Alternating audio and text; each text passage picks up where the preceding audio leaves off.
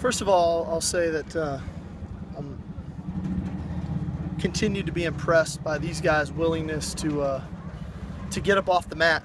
I think there's quite a few teams that could lose a ball game the way we did Saturday and mope around and feel sorry for themselves. And this group is the furthest thing from that, which I think is a great trait to have. I think it's teaching them great life lessons about dealing with adversity, learning about themselves, learning about the strengths that they possess. When it's natural to try to focus on your weaknesses, which we have to learn from and get better at, but we're able to dig deep, find out about ourselves, which is a real positive for us that way. From a health standpoint, obviously Chad and JR were not out here today. Soma still extremely limited.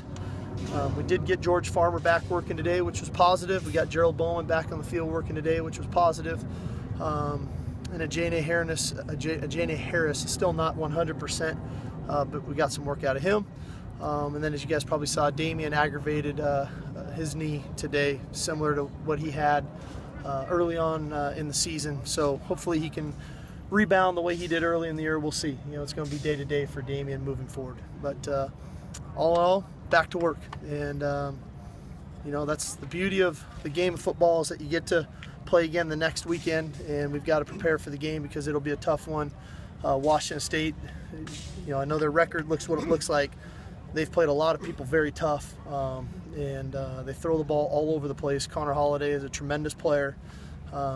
He's got a real good feel for their system, and they've got a fantastic defensive front that loves to get after the quarterback and stop the run game. So we definitely have our work cut out for us. Sark, since 2000, USC has suffered 2 last-minute losses in 3 seasons, 2001, 2010, 2014, and those were the first seasons. That was a lot of information. Yeah, sorry. Slow down. We're not in a rush. We're not in a rush. So 2 last-minute losses in the first seasons of Pete Carroll, Lane Kiffin, and yourself. Mm-hmm. So do you think that it's coincidence, or do you think that there's an underlying factor? Well, I don't know. I'm trying to even think with Pete what those last-second losses were. I mean, I was on staff, but I only know about our stuff right now, and granted, we lost to 2 pretty good football teams that we've, I think, come to find out. I still, in my heart of hearts, believe we should have won those games, but we didn't. And I think it's about developing a mindset. It's about developing a culture of a killer instinct, of competing for 60 minutes with relentless effort and execution. And I haven't done a good enough job of developing that yet. We obviously found a way not to win those 2 games, and that falls solely on me in getting our team prepared for those moments, and I have to do a better job. Coach, when you were first hired, you said you didn't think this team had to rebuild. Do you still feel that way? Do you still feel like this? Totally. We're good enough to win. We're good enough to win. I feel like we should be a 7-1 football team right now and undefeated in conference play. So I'm disappointed at that we have 2 conference losses right now. But we're plenty good enough to go out and win every game, every day, every Saturday we take the field. It seems like the offensive line plan has changed some since Sunday. What was kind of the thought process? Well, we wanted to take a look at Toe today at left tackle to see what he'd look like at that spot. I'll have to go back and look at the film, quite honestly. I don't get to see everything in practice the entire time.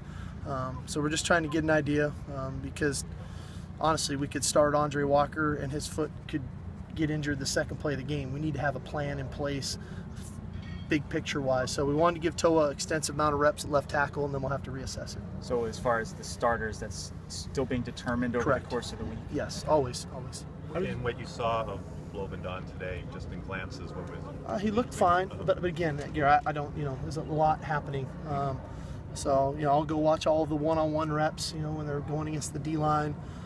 We'll look at the team run periods, we'll look at our service periods and all those things, and just the communication, all those things. And what also could play into this too is Damian, and how Damian responds as well. So a lot of moving parts. This is partially why, if you remember in training camp, we were moving a lot of guys around quite a bit to get them some reps at different spots so that when these scenarios come up, it's not completely foreign to guys.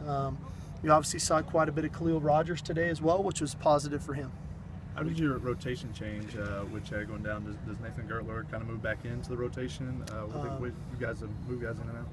That was just what we were talking about. But Toa was getting looked at starting at left tackle today. Obviously, Andre Walker played it in the game.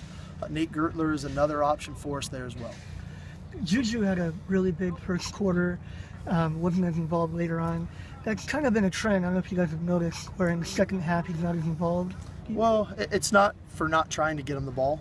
Sometimes coverages depict where the ball goes, and the quarterback's going through his read, going through his progressions, and the ball, ends up going to different spots. We obviously took a great shot for him there in the third quarter, had him open deep, and just missed the throw. That's football. Sometimes that happens. If we complete that pass, he's at nearly 150 yards receiving and 2 touchdowns, and it's an unbelievable game for him. So we'll keep trying. We'll keep taking our shots and finding ways to get him involved. He's a heck of a player. What do you need to see from Andre Walker this week? Consistency, and that's important in every position for us. It's about doing things right, down after down after down, mentally and physically. And I talked to Andre about that today. He's got a great opportunity this week, and so we'll see what happens. You continue to reiterate that this team could have a much better record, could be 7-1, and I know that you've preached consistency in playing all 4 quarters in previous weeks, but it seems like that message hasn't really gotten across. What's going on with that? I think the key for me as a head coach is, as much as I need to be consistent, I also need to be creative, and I need to find ways to reach these guys better than I have. And believe me, since that game ended Saturday until I took the field today, that's been on my mind. It's been a work in progress. It's trying to push the right buttons. It's digging into motivational different things, and